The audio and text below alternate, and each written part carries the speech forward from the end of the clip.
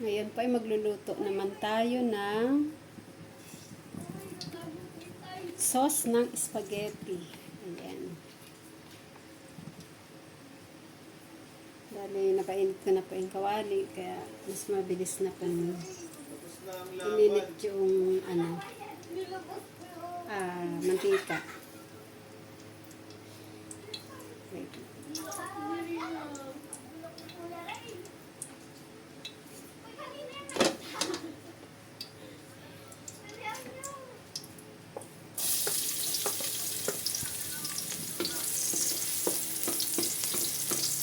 Ginisa ko na po ang bawang.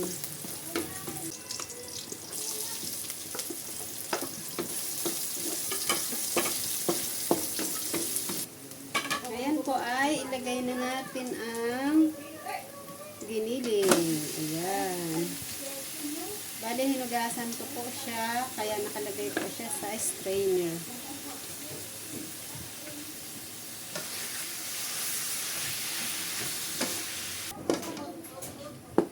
Tapan po muna natin.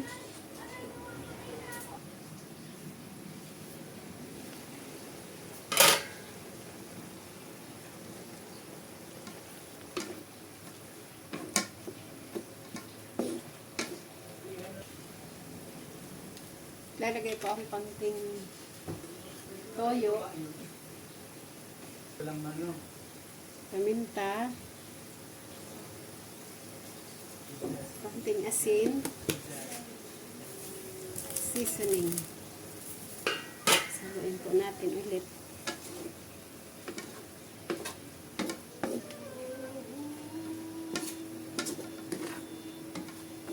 Tapan po ulit natin. At eto nga po pala yung pinapakulo kong tubig para sa spaghetti noodles. Ayan. Ayan po, kumukulo na. Kaya pwede na po natin ilagay ang spaghetti noodles.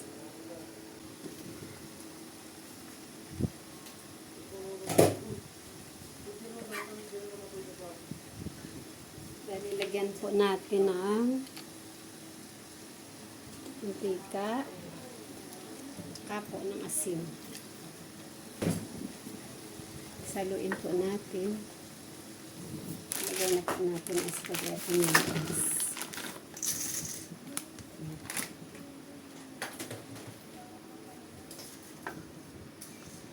Kailangan po ilulubog natin para magpantay po yung pagkakaluto niya. Kasi kapag nakalabas po yung kalahati o nakautlaw po ang tawag sa amin yan sa Mindoro, ay hindi po pantay ang pagkakaluto.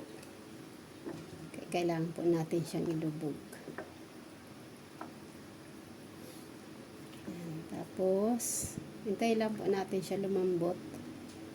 Mga 15 minutes lang po siguro yan. Balik po tayo dito sa pinapalambot kong giniling. Medyo nasunog na po yata. Ayan. Medyo nga po. Okay lang po yan.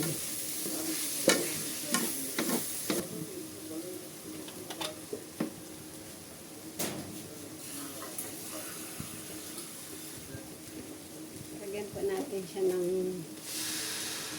isang tasang tubig para mas maluto po yung giniling.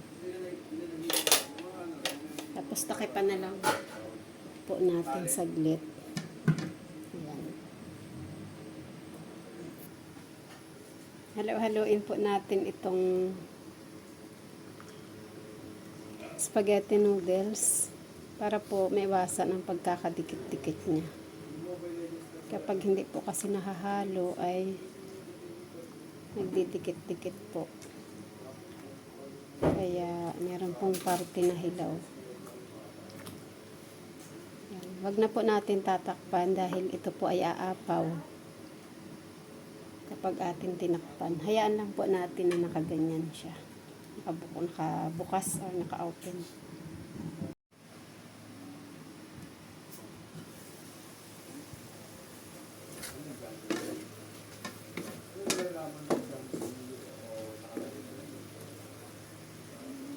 pwede na po natin ilagay ang spaghetti sauce.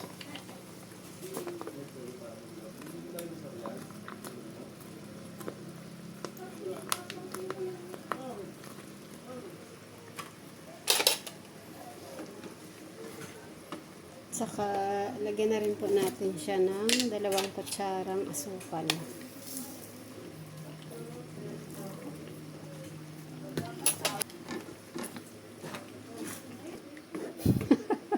Ano gaya? May nakalimutan po akong ihalo, mga katita.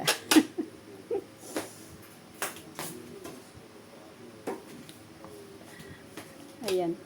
Nakalimutan ko po siyang ihalo kanina. Kaya, ihabol na lang po natin.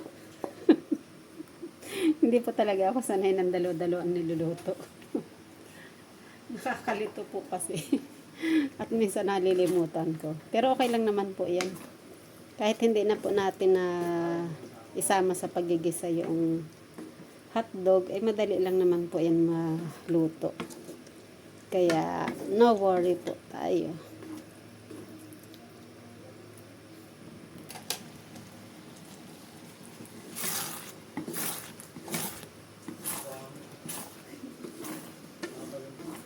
Okay na po ito, mga katita.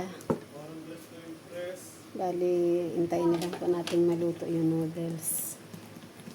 Spaghetti noodles.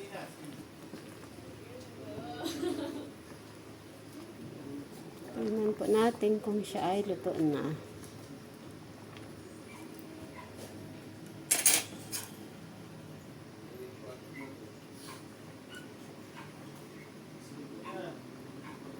Okay na po.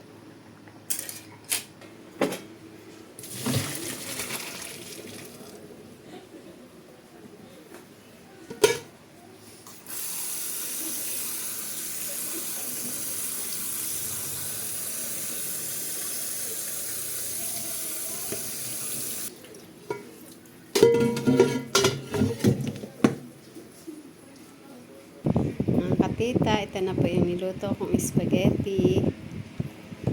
Pwede na pong kumain. Ayan.